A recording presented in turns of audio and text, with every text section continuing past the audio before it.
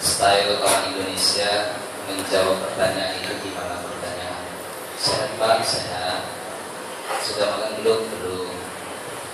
Mengerti? Mengerti. Tidak mengerti? Tidak. Itu style orang Indonesia. Gimana pertanyaan? Baik Bapak Ibu yang dirahmati Allah Subhanahu wa taala. Sesuai janji saya akan melanjutkan kajian tentang meraih keberkahan hidup, wabil khusus tentunya di bulan suci Ramadan sebagai syahrul mubarak, sebagai bulan yang penuh dengan keberkahan dari Allah Subhanahu wa taala. Namun sebelum melanjutkan, saya juga ingin bertanya, ada yang masih ingat apa yang sudah saya sampaikan? Ada yang masih ingat Bapak Ibu? Lupa juga nggak apa-apa. Berapa yang sudah saya sampaikan? Iya. Yang pertama apa? Ya. Yang pertama apa? Meraih keberkahan hidup. Yang pertama apa? Jalani hidup dengan syukur dan sabar. Itu ingatnya cerita yang 9,7 aja ya, dan 2,3. Yang kedua,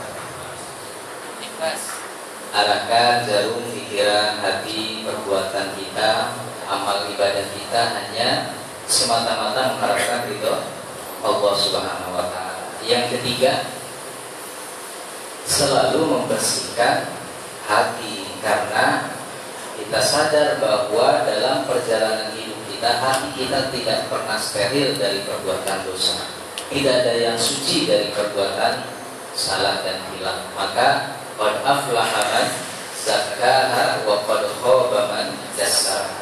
Bahagia orang yang senantiasa menyucikan hatinya, dan rugi menyesal orang yang mengotorinya. Baik, yang keempat, jika hidup ini berkah, bahasa Rasulullah SAW dalam hadisnya adalah wallahu fi aunil abdi ma kana al-abdu fi auni akhihi. Allah akan senantiasa menolong hambanya selama hamba itu masih mau atau selalu mau menolong saudaranya. Jadi yang keempat, jika hidup ini berkah adalah tebar selalu kebaikan dan tunggu keajaiban dari Allah berkat doa orang-orang yang pernah kita bantu. Bapak Ibu, sukses bukan karena kepintaran Bapak Ibu, bukan karena kecerdasan dan kehebatan Bapak Ibu. Anda sukses itu karena doa orang-orang yang mungkin pernah Anda bantu masa-masa dulu. Kemudian Anda membantunya tidak seberapa, bagi Anda itu bukan bantuan, tapi bagi orang yang dibantu itu sangat besar sekali. Lalu lahir atau keluarlah dari mulutnya doa-doa ikhlas mendoakan kesuksesan bagi Anda. Maka Anda sampai jadi seperti sekarang. Mungkin itu berkat doa orang-orang yang pernah Anda bantu. Dan naik motor, naik mobil sampai di lampu merah, ada tukang minta-minta, tidak seberapa Anda hanya memberi 2.000, karena memang itu yang paling besar yang Anda berikan. 2.000, kemudian dari mulut orang yang tadi ya, yang Anda beri itu lahirlah, kemudian keluarlah doa-doa terus bagi Anda. Bapak biar sukses, Ibu biar sukses, rumah tangganya biar sakinah, biar bahagia, anak-anaknya soleh-soleh, sukses bisnis, pekerjaan, karir dan lain sebagainya. Dan itu yang Allah dengar, Allah ijabah, bisa jadi Anda kemudian sukses seperti sekarang. Itu kepada orang lain. Tapi ada yang lebih membawa keberkahan. Saya selalu mengatakan begini, Bapak Ibu kalau masih punya kedua orang tua, gembirakan. Tapi ketika kedua orang tua kita meninggal, kita sedih itu bukan karena kita berpisah sama dia, sama kedua orang tua kita, tapi kita sedih karena kita kehilangan salah satu pintu keberkahan, yaitu doa orang tua. Doa orang tua itu mustahil, bukan mustahil. Mustahil katanya. Doa orang tua mustahil, mustajab ya, bukan mustahil. Mustahil. Doa orang tua itu mustajab ya. Nah, perlu kita ketahui birrul walidain atau berbakti kepada kedua orang tua ini kita dalam rangka untuk meraih keberkahan hidup, menebar kebaikan kepada sesama tentu, tapi yang harus kita tekankan di sini kedua orang tua kita. Karena pintu keberkahan salah satu yang paling utama dalam hidup kita itu kedua orang tua. Dan saya yakin Anda Bapak Ibu semuanya pernah mengalami itu, merasakan itu, mengalami itu. Bagaimana ketika kita all out birrul walidain, perjalanan hidup kita penuh dengan keberkahan. Berkah kan tidak harus selalu bergelimang harta, materi dan sebagainya. Anda sehat, anak Anda sehat, ya, keberkahan itu. Buat apa Anda kemudian kaya raya? Buat apa berlimpah harta? Kemudian buat apa Anda tidur di atas tumpukan kasur dari uang? Artinya uang dibuat kasur, Anda tidur di situ, tapi kemudian Anda buang air kecil di situ, buang air besar di situ, makan minum di situ. Apa gunanya tumpukan uang yang berbentuk kasur tadi? Tapi Anda mungkin tidak bergelimang harta, tapi Anda belum pernah tidur di kasur rumah sakit. Alhamdulillah sampai sekarang belum pernah tidur di kasur rumah sakit. Walaupun kasur kita itu kan, kalau kita tidur di kasur kita, kalau kasur rumah sakit kan rata apa ya? Kalau kita di kasur rumah kita kan agak ngek gitu tengahnya, udah gitu agak kejepit lah, ya kasur. Tapi kita nikmat, ya. Tapi kita merasakan kelapangan. Birrul walidain yang pertama yang harus kita tekankan, birrul walidain itu adalah pesan universal semua agama samawi. Maksudnya apa? Kan dalam menurut ilmu ahli sosiolog agama itu dibagi dua. Yang pertama ada agama ardi, ad-dinul ardi, agama bumi, ada ad-dinus samawi, ada agama langit. Ad-dinul ardi atau nature religion itu seperti Buddha, Hindu, ya, Konghucu, adalah agama hasil dari perenungan manusia. Siddhartha Gautama merenung jadi ajaran, jadi agama. Anda juga bisa merenung agama, buat ajaran, jadi agama. Tapi kata Islam, kata Al-Quran, agama-agama ini diklasifikasikan sebagai agama syirik dan pelakunya musyrik. Bukan kata saya, kata Al-Quran.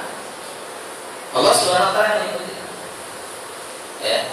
Yang kedua ada ad-dinus samawi, agama langit atau revealed religion. Agama yang bersumberkan dari wahyu Allah Subhanahu wa taala. Dalam Al-Quran disebutkan Yahudi, Nasara dan Islam. Yahudi Nasrani disebut agama samawi karena mereka memiliki kitab yang diturunkan oleh Allah dan mereka punya para nabi dan rasulnya. Ya. Kitab-kitabnya ada Zabur, ada Taurat, ada Injil, kita Al-Quran. Yahudi Nasrani itu adalah agama yang diturunkan oleh Allah Subhanahu wa taala. Inti ajarannya sama tauhid. Inti ajarannya sama tauhid. Di Zabur, di Taurat, di Injil semuanya perintahnya sama, untuk menyembah hanya kepada Allah Subhanahu wa taala. Tapi dalam perjalanannya kemudian Taurat, Injil, Zabur terjadi distorsi, terjadi penyelewengan, terjadi penyimpangan. Yang kita yakini adalah Taurat, Injil, Zabur yang diturunkan kepada nabi-nabi terdahulu, Nabi Daud, Nabi Musa, Nabi Isa. Tapi untuk sekarang kita tidak yakini itu masih asli karena sudah terjadi banyak distorsi tadi. Ya. Nah, kenapa saya sebutkan birrul walidain, berbakti kepada kedua orang tua itu adalah pesan universal semua agama samawi? Bapak Ibu bisa lihat Al-Quran ayat surah Al-Baqarah ayat 83. Saya sarankan nanti kepada panitia kalau ada kajian itu sebaiknya disediakan Al-Quran. Ya, kalau kajian itu sebaiknya disediakan supaya langsung ngecek langsung, betul tidak khawatir saya salah. Dan sekaligus juga mendapatkan ilmu langsung. Makanya saya kalau mengaji kajian suka kasihan sama jamaah yang tidak bawa catatan, lebih kasihan lagi yang tidak bawa mushaf, lebih kasihan lagi yang mushaf orang diaku sama dia. Pasti dipaksa sama saya dibukain, harus sama dia aja sampai akhir pengajian sama dia. Hanya yang punyanya itu bibit jadi, karena harus sama dia aja dicari. Tapi nggak dikembaliin lagi. Maksudnya selama pengajian, sudah pengajian berakhir, Pak, makasih ya Quran. Dalam surah Al-Baqarah ayat 83 Allah berfirman, wa a'udzubillahi minasyaitonir rajim, wa id akhadna mitsaqa bani Israila la ta'buduna illallah. Dan kami telah mengambil perjanjian dari Bani Israel agar kalian Bani Israel tidak menyembah selain kepada Allah. Wa bil walidaini ihsana, dan dapat kalian berbakti kepada kedua orang tua. Pak, Bani Israel siapa? Siapa Bani Israel? Umat Nabi Musa. Yang kita tahu Bani Israel itu umat Nabi Musa. Baik, kita lihat sejarahnya. Nabi Ibrahim punya anak dua, Pak. Siapa namanya? Nabi Ismail dan Nabi Ishak. Nabi Ismail oleh Nabi Ibrahim ditempatkan di Mekah, maka lahirlah kemudian bangsa Arab. Lahirlah dari Nabi Ismail itu Nabi Muhammad SAW. Nabi Ishak oleh Nabi Ibrahim ditempatkan di Yerusalem atau Palestina. Lalu lahirlah dari Nabi Ishak itu Nabi Yakub. Nabi Yakub punya anak 12 laki-laki dan 1 perempuan. Istrinya 2 Nabi Yakub itu, 4 Nabi Yakub itu. Tapi dari 2 ini kemudian lahir namanya Leah dan juga Rahel atau Rahil. 12 anak laki-laki dan 1 anak perempuan. Salah satu yang kita kenal siapa Nabi Yakub anaknya? Nabi Yusuf, Benyamin, tanpa Su'eb Benyamin, ya. Kemudian Naftali dan Yehuda, Yasahir, Jad, kemudian Ashir, Simeon atau Samun. Ya. Saya hafal 9 aja. Masih penting 9 ada cuma Yusuf. Ya, ada yang bilang, Ustaz cuma 9. Masih penting ada cuma 1 Yusuf. Saya masih 9. Ya. Jadi itu ya anak Nabi Yakub. Yang terkenal Yahuda. Dari Yahuda inilah lahir bangsa Yahudi. Ya. Nah dari sinilah lahir Nabi Daud, Nabi Sulaiman, Nabi Musa, Nabi Yahya, Nabi Zakaria, termasuk Nabi Isa. Jadi kalau disebut Bani Israel bukan cuma umat Nabi Musa, tapi Bani Israel itu juga itu keturunan Nabi Yakub. Karena Israel itu adalah gelar bagi Nabi Yakub. Isra artinya pilihan, Il artinya Allah bahasa Ibrani. Jadi kalau disebut Bani Israel itu sebenarnya keturunan Nabi Ibrahim juga, tapi dari Nabi Ishak. Jadi itu Bani Israel. Apa kata Allah? Kami telah mengambil perjanjian dari Bani Israel bahwasanya hendaklah kalian menyembah hanya kepada Allah dan hendaklah kalian berbakti kepada kedua orang tua. Jadi saya yakin bahwa perintah berbakti kepada kedua orang tua bukan hanya ada dalam Al-Quran, tapi saya yakin ada dalam Zabur, dalam Taurat, dalam Injil. Karena itu disebutkan dalam Al-Quran dalam surah Al-Baqarah ayat 83. Yang kedua, birrul walidain, mendapatkan keberkahan dalam hidup kita dengan birrul walidain. Yang kedua, birrul walidain itu ibadah, posisinya letaknya itu setelah atau nomor 2 setelah Allah Subhanahu wa taala, menyembah kepada Allah. Dalam surah Nisa ayat 36 Allah berfirman, "Wa'budullaha wa la tusyriku bihi syai'a wa bil walidaini ihsan." Di samping ayat tadi 83 Al-Baqarah. Menyembahlah kalian kepada Allah dan jangan kalian persekutukan Dia dengan sedikit pun, dengan sesuatu apapun, dan hendaklah berbakti kepada kedua orang tua. Posisi orang tua, berbakti kepada kedua orang tua itu satu ibadah yang paling utama setelah menyembah kepada Allah Subhanahu wa taala. Bahkan Rasulullah SAW pernah didatangi oleh sahabat, "Ya Rasulullah, saya mau perang." Kata Rasulullah, "Kamu masih punya orang tua? Kedua orang tua?" "Masih ya Rasulullah. Tapi tinggal ibu saja karena saya sudah meninggal." Maaf, kata Rasulullah, "Fafiha jihadun." Maka pada ibumu itu ada jihad. Artinya dia dilarang untuk ikut perang, tapi urus rawat ibu kamu, karena itulah jihad juga. Padahal kita tahu jihad di jalan Allah, pertempuran di medan pertempuran ya, gugur syahid itu kita tahu pahalanya surga. Tapi Allah Subhanahu wa taala, Rasulullah kemudian menyebutkan ada orang tua, ada, tinggal ibu, di ibumu itu ada jihad. Jadi dari orang tua spesifik lagi kepada ibu, Pak. Orang tua tadi posisinya setelah Allah Subhanahu wa taala. Kalau di orang tuanya siapa yang lebih tinggi derajatnya, yang lebih harus dimuliakan? Siapa? Ibu. Dalam Al-Quran surah Luqman ayat 14 Allah berfirman, "Wa wassaynal insana biwalidayhi." Kami wasiatkan, kami perintahkan manusia agar berbakti kepada kedua orang tua. Bapak disebut tidak? Di ayat ini Bapak disebut tidak? Jawab, Pak. Bapak disebut tidak? Ada yang bilang tidak, ada yang bilang disebut. Disebut tidak dalam ayat ini? Disebutkan biwalidayhi kepada kedua orang tua. Masa Bapak nggak disebut Ustaz? Memangnya ibu bisa ambil sendiri? Kan harus ada kedua orang tua. Berarti Bapak disebut di sini ya. Tapi di ayat selanjutnya Allah menyebutkan secara khusus khusus ibu. Bapak tidak pernah disebut secara khusus dalam Al-Quran. Ibu disebutkan plus dengan pengorbanan tanda kutip penderitaannya. Apa itu? Hamalathu ummuhu wahnan ala wahnin. Ibu yang telah mengandung dengan susah payah dengan berat. Jadi ibu disebutkan ummuhu di situ plus dengan pengorbanannya tanda kutip penderitaannya. Apa itu? Hamil wahnan ala wahnin, dalam kondisi susah payah repot.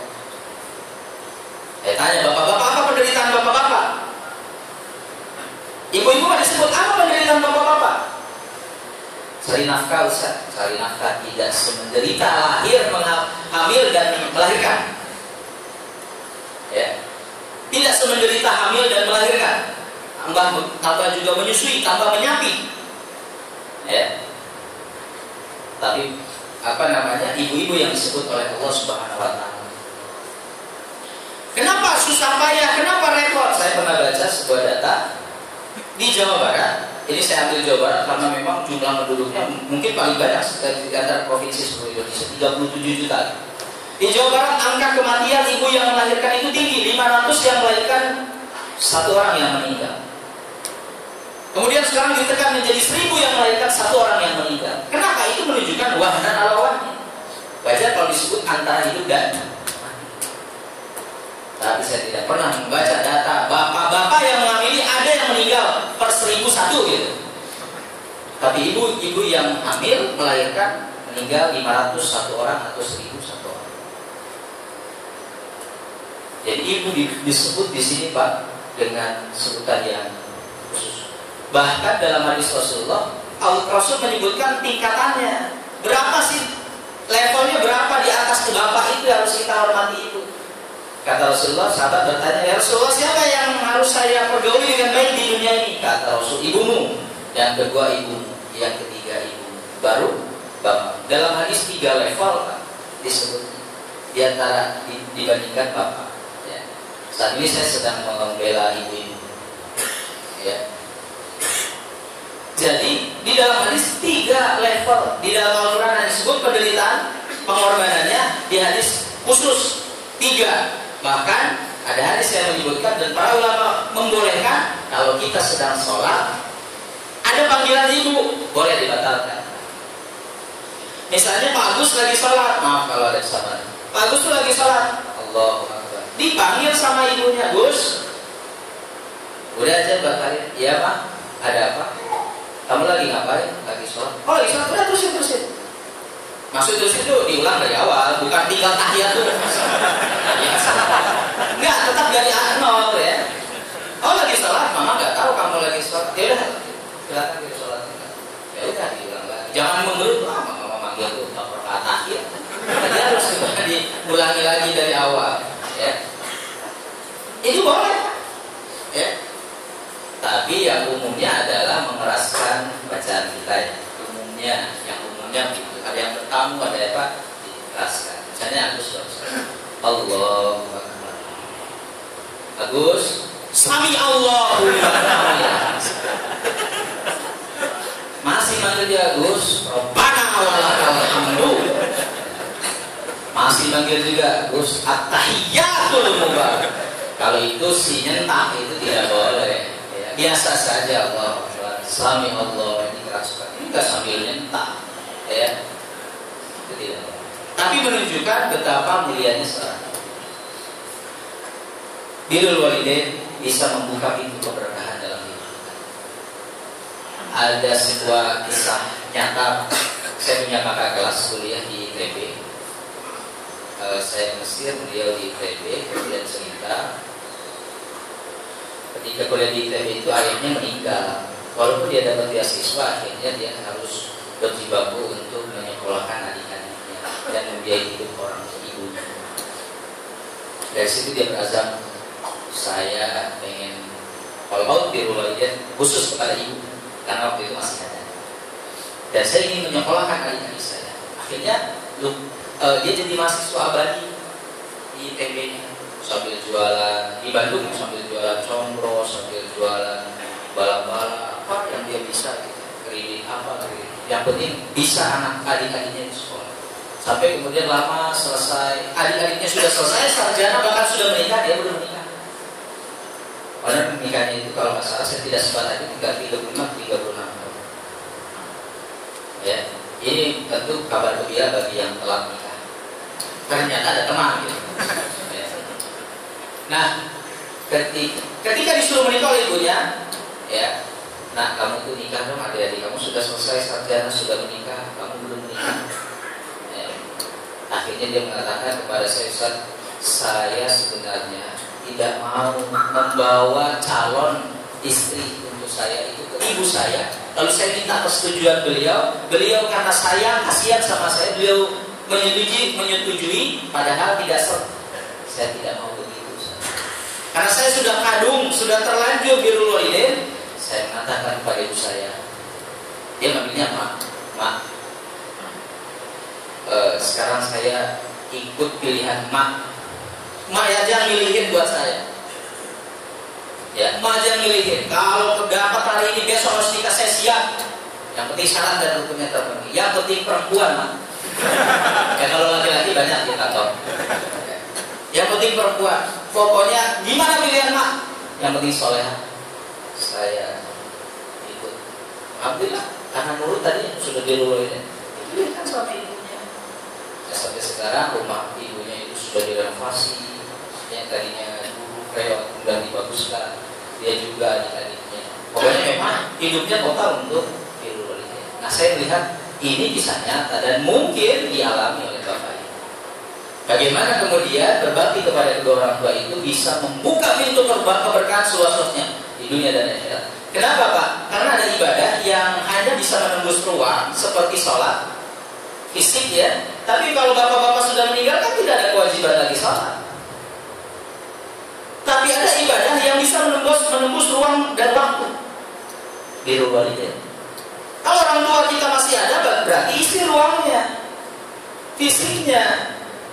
Tapi ketika orang tua kita sudah tidak ada, sudah meninggal, apa kemudian hilang kewajiban kita? Tidak. Ya.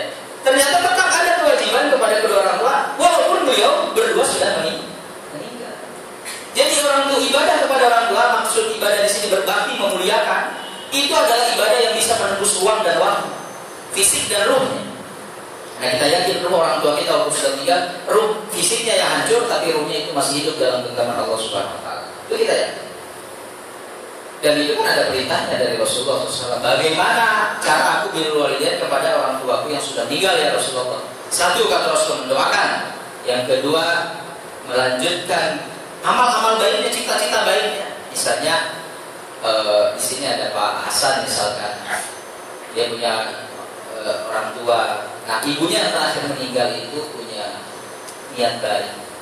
Dan mama punya tanah 5.000 meter, pengen dibangun masjid. Ternyata tidak sampai keburu meninggal. Nah, lanjutkan. Oh, si mama itu dulu masih hidup, pengen punya cita-cita tanah yang 5.000 meter dibangun masjid. Jangan, itu harus dilanjutkan karena ini perbuatan baik. Yang jariah. Dan ngalir kepada ibu kita, walaupun ibu kita sudah meninggal. Jangan kemudian, misalnya, si mama itu punya niat baik, gitu. Iya, kamu punya tanah 5.000 meter di kampung ini. Kayaknya itu mama pengen bangun Hard Rock Cafe, ya, atau tempat buat nongkrong, diskotik misalkan. Itu nggak usah diikuti, ya. Oh iya, semua itu punya cita-cita bikin Hard Rock Cafe, sama banget cita-citanya sama saya. Nah, itu mah jangan, ya, jangan dilanjutkan.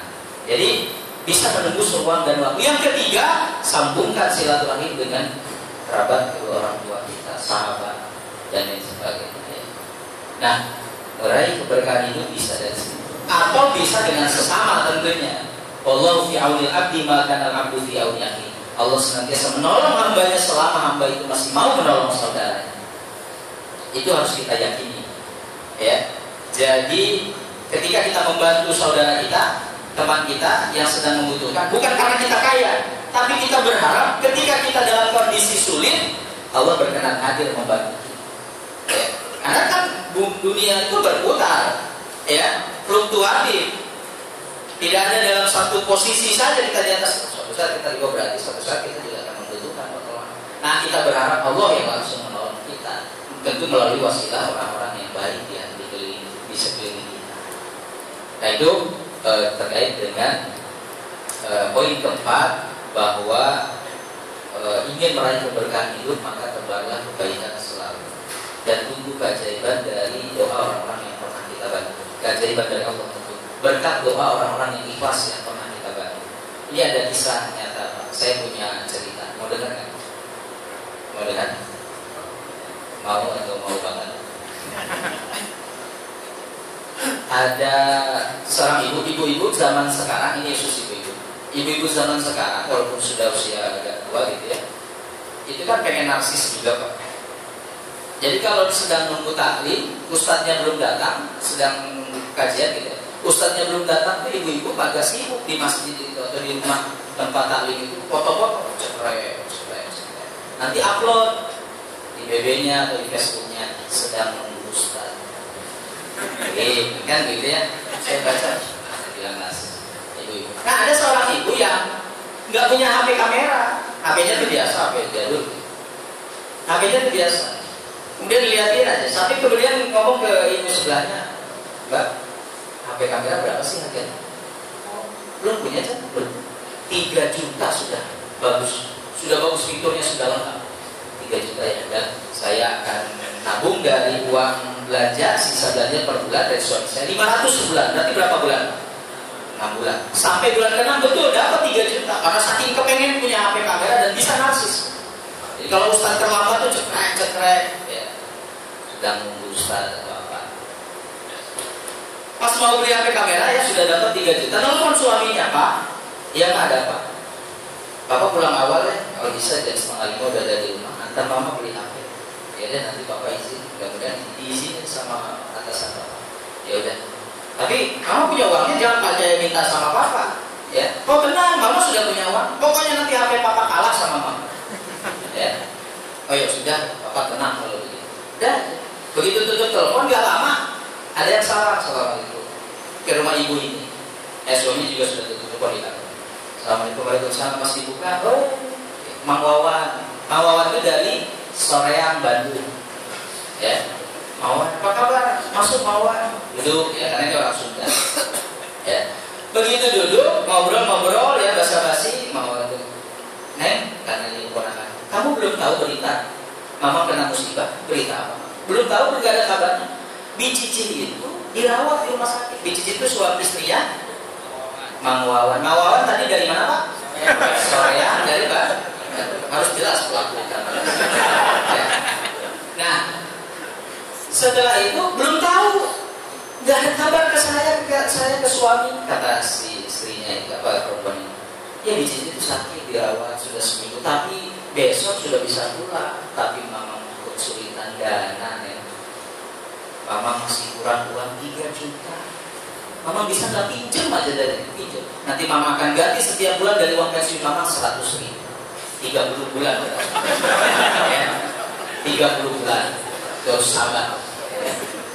Tanpa ada tambahan apa-apa lagi 30 bulan ya. 3 juta. Bingung tuh. Kepikiran si ibu ini, kalau saya kasih saya tidak bisa jadi narsis.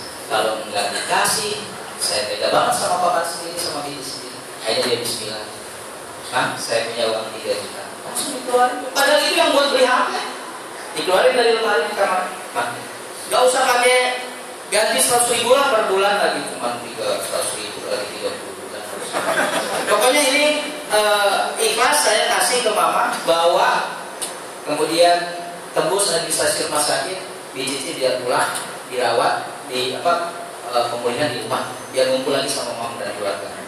Itu Mang Agus itu sambil berkaca-kaca. Ini benerannya nggak sih? Beneran nggak sih? Alhamdulillah syukur. Ya udah Mama makan dulu. Saking gembiranya Pak, nggak mau makan Pak, pengen langsung pulang lagi ke Bandung. Di mana di Bandung? Saya cuma ngetes saja, ngantuk tidak. Begitu pas bisa tawarin makan gak? Oh ini minum teh manis ya, udah minum teh manis sedikit. Mama pulang dulu, salam buat suami kamu. Udah Mam, maafin ya kami baru tahu kabarnya kalau nanti kita ke Bandung, insya Allah kami akan mampir ke tempat Mama. Ya udah pulang. Kita nggak tahu itu Mang Wawan itu ngedoain apa kepada keponakannya di jalan. Mana Mang Wawan itu musafir, mana dalam kondisi terdesak. Apa mungkin doanya ditolak sama Allah? Dengan ikhlas, sambil megang itu uang 3 juta kebayang, sambil berlinang air mata berdoa kepada Allah dengan ikhlas mendoakan keponakannya, saya yakin doanya tidak ditolak oleh Allah Subhanahu wa taala. Ternyata di dalam kebiasaan suaminya datang. Pas melihat istrinya belum siap, mama kenapa kak? Tadi katanya mau dianterin beli HP. Papa udah minta izin, sekarang mama belum juga siap. Gak jadi pak. Kenapa gak jadi? Cerita. Kasiannya mama harus. Padahal gak suruh nunggu papa dulu, pengen ketemu aku. Ya udah, saking gue bilang mungkin buru-buru katanya takut di semalaman dan lain sebagainya. Besok pengen ke rumah sakit. Ya udah, mama kasih. Ya yang uang itu, uang tabungan mama untuk beli HP mama kasih. Alhamdulillah mama baik sekali. Insya Allah ganti, kata suaminya itu. Ya insya Allah mudah-mudahan.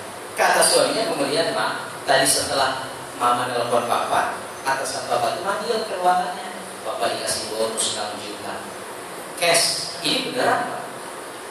Cash 6 juta. 6 juta apa?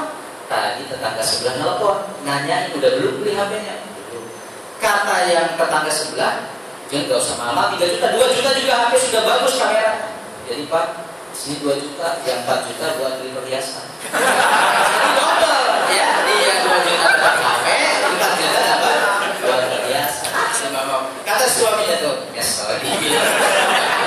ya, tadinya makan ingin membuktikan kebenaran Allah bahwa siapa yang bantu akan diganti cepat atau lambat di dunia dan di akhirat. Harganya 6 juta itu kemudian pindah tangan lagi dari suaminya ke istrinya. Nah, jangan sampai kita, para ibu terutama, kalau datang keluarga suami itu ngomel, keluarga papa tuh semuanya sama, datang ke sini itu cuma mau minjem uang, padahal mau minta. Tak kenapa mama marah-marah itu tadi Mang Wawan bilang mau minjem, padahal yang 500.000 juga setahun juga belum dibayar, sekarang sudah mau minjem lagi 3 juta. Apa tuh? Mama kasih enggak? Sudah dimarah-marahin, kasih enggak? Mending kalau mama kasih enggak? Nah, mama kasih 3 juta. Sini papa gantiin 3 juta mama. Jadi minta tambah 500.000 ke suaminya. Jadi ingat bahwa menebar kebaikan kepada sesama, ibu yakin Allah akan ganti. Yang terakhir, yang kelima, jika hidup ingin berkah, Bapak Ibu sadari hidup kita itu tidak lama. Kita akan dirontokkan oleh waktu. Saya, Bapak Ibu, semua akan dirontokkan oleh waktu. Tidak ada yang bisa melawan waktu. Yang bisa kita lakukan adalah mengisinya dengan yang terbaik, meninggalkan jejak terbaik dalam rentang waktu yang Allah berikan kepada kita. Karena waktu punya 3 karakter Pak. Satu, waktu itu cepat berlalu. Sudah berapa hari Saud? Cepat berlalu. Sudah pertengahan lagi, mau pertengahan lagi. Yang kedua, waktu itu tidak bisa diulang. Hari Senin sekarang tidak sama dengan Senin yang lalu. Dan yang ketiga, waktu itu sama-sama memberikan peluang yang sama untuk kita beramal. Bapak Ibu 24 jam sehari semalam. Saya juga 24 jam. Tapi mungkin di hadapan Allah Bapak Ibu lebih mulia dibanding saya. Sama-sama juga 24 jam. Ya. Karena kita tidak bisa melawan waktu, kita akan diikuti dengan namanya ajal, malaikat maut. Karena kita tidak hidup tidak lama, ya, kita harus yakini bahwa hidup kita itu akan menemui ajal. Dan kematian itu punya 3 misteri yang hanya Allah yang tahu. Pertama, misteri penyebab. Yang kedua, misteri waktu. Yang ketiga, misteri tempat. Misteri penyebab, ada 3 orang. Satu supir angkot, yang kedua pilot pesawat, yang ketiga karyawan PLN. Yang supir angkot ini meninggal kesetrum. Bapak jangan ketawa, ini serius, ini masalah mati kan? Ketawa, ya. Yang supir angkot meninggal kesetrum, yang kedua pilot pesawat meninggal kecelakaan ketabrak angkot, dan yang ketiga karyawan PLN kecelakaan pesawat. Secara sebab seolah-olah tidak nyambung, tapi itulah penyebabnya. Hanya Allah misterinya, yang hanya Allah yang tahu misterinya. Tidak harus karyawan PLN meninggal kesetrum. Tidak harus karyawan pilot pesawat meninggal kecelakaan pesawat, tidak. Atau supir angkot meninggal ketabrak angkot juga di jalanan, misalnya tabrakan, tidak. Yang kedua, misteri waktu. Bisa Bapak Ibu duluan, saya belakangan, atau saya belakangan Bapak Ibu. Ya, itu kan Allah Maha berkuasa. Ya. Yang kedua, misteri tempat. Yang ketiga, misteri tempat. Pak Wawan itu lahir London karena dulu bapaknya duta besar. lahir keren London, tapi meninggal kampung Cigorodong, itu begitu diumumkan kan tidak elit dan tidak agak kasihan gitu. Bapak Ibu, almarhum Bawa ini lahir di London, wow semua, dan meninggal di Cigorodong, Kabupaten Garut. Tapi kalau Pak Agus lebih keren lagi, lahir di Kadungora, tapi meninggal di Mekah atau Madinah. Amin dong Pak Agus. Anda nggak Pak Agus? Anda mah dengkian kalau saya suka nyebutnya Pak Agus saja, nggak mau mengaminkan. Anda itu tidak mendapat keberkahan dalam ya. Itu yang. Jadi Bapak Ibu, karena hidup kita tidak lama, tinggalkan jejak yang terbaik. Jejak yang terbaik itu disebut husnul khotimah. Ya, husnul khotimah itu tidak dengan harta materi. Mentang-mentang tanah saya berhektar-hektar, enaknya Ustaz Yaman tanahnya berhektar, kayaknya kuburannya itu 2 hektar, bisa guling sana. Tidak, saya kuburan tetap 2 kali 1. Tidak mentang-mentang tanah saya berhektar-hektar. Ya, tapi dengan amal jejak terbaik itu kita tinggalkan. Nah, amal ini kemudian yang akan memberikan kesan yang positif bagi orang yang ditinggalkan. Pak Wawan itu sudah meninggal, merasa kehilangan jamaah mati. Pak Wawan gak ada ya, gak ada yang ingetin tilawah, gak ada yang ingetin duha, gak ada yang ingetin untuk saum sunnah. Kehilangan saya. Di rumah tangganya juga kehilangan istrinya. Dipanggil anak-anak yang laki-lakinya, anak-anak Umi, anak-anak mama. Kalau kamu mau menjadi suami atau istri kelak, contoh papa kamu. Mama berumah tangga 35 tahun dengan papa kamu, hebat. Papa kamu tidak pernah ada celah. Contoh papa kamu menjadi suami yang bertanggung jawab, suami yang soleh, dan ayah juga yang soleh dan bertanggung jawab. Ini jangan sampai meninggalkan jejak yang buruk. Pak Wawan sudah meninggal. Di kantornya itu, alhamdulillah Pak Wawan sudah meninggal. Dia itu trouble maker di kantornya. Tinggal 2 orang lagi yang belum meninggal. Yang ini juga diincar gitu ya. 2 orang lagi yang belum meninggal. Ya, Pak Agus sama Pak Hasan. Ya, di rumahnya juga oleh istrinya. Nah, sini kamu kalau jadi suami atau ayah, jangan tiru papa kamu. Papa kamu parah banget. Mama rumah tangga 35 tahun, banyak disakiti, seringnya disakiti. Alhamdulillah papa kamu sekarang sudah meninggal. Itu pertolongan Allah kepada mama. Jadi dianggap meninggalnya papanya itu suami dianggap pertolongan Allah. Kalau papa kamu masih ada rasanya, mama sudah tidak kuat. Jadi tidak meninggalkan jejak yang terbaik. Ya, makanya hidupnya kita tidak berkah hidup kan bukan hanya umur saja Pak, tapi umurnya padat berisi untuk taat kepada Allah Subhanahu Wa Taala. Rasulullah juga nggak panjang-panjang, umur 63 tahun saja. Ya kalau kita panjangnya seperti 950 tahun seperti Nabi Nuh, ya padat berisi gitu. Tapi kalau udah 100 tahun maksiatnya maksiatnya 99 misalkan, gimana? Tapi masih untung 1 tahunnya kalau memang taat. Ya, tapi kalau terbalik husnul khotimah, yang 1 tahunnya taat, 99 tahun sampai akhir kemudian maksiat. Ya, jadi tidak bisa kita mengukur dan juga memvonis seseorang dia ahli neraka. Dia tidak akan dapat hidayah selama dia masih hidup. Peluang mendapat hidayah dari Allah sangat besar. Kita tinggal berdoa dan berusaha untuk mencarinya. Bapak Ibu, demikian yang bisa disampaikan pada kesempatan kali ini. Jadi sudah lunas tentang yang saya janjikan untuk menyampaikan tentang keberkahan hidup. Saya ulangi, yang pertama arahkan jarum pikiran, hati dan perbuatan kita untuk semata-mata melakukan ridho dan rahmat. Yang kedua, jalani hidup dengan syukur dan sabar. Yang ketiga, selalu membersihkan hati karena sadar kita itu banyak salah, banyak dosa. Yang keempat, tebar selalu kebaikan dan tunggu keajaiban dari Allah berkat doa orang-orang yang pernah kita lakukan. Dan yang kelima, sadari hidup itu tidak lama, maka kita tinggalkan kehidupan dunia ini menuju kehidupan yang abadi dengan jejak terbaik, dengan amalan-amalan terbaik. Demikian yang bisa disampaikan. Mohon maaf jika ada kekurangan kesalahan. Selamat melanjutkan aktivitas dan juga ibadah saumnya serta mengisi ibadah-ibadah lain dan kemudian ibadah-ibadah pada hari ini sampai akhir Ramadan. Semoga Allah SWT memberikan kekuatan fisik dan kepada kita. Aku lupa ya,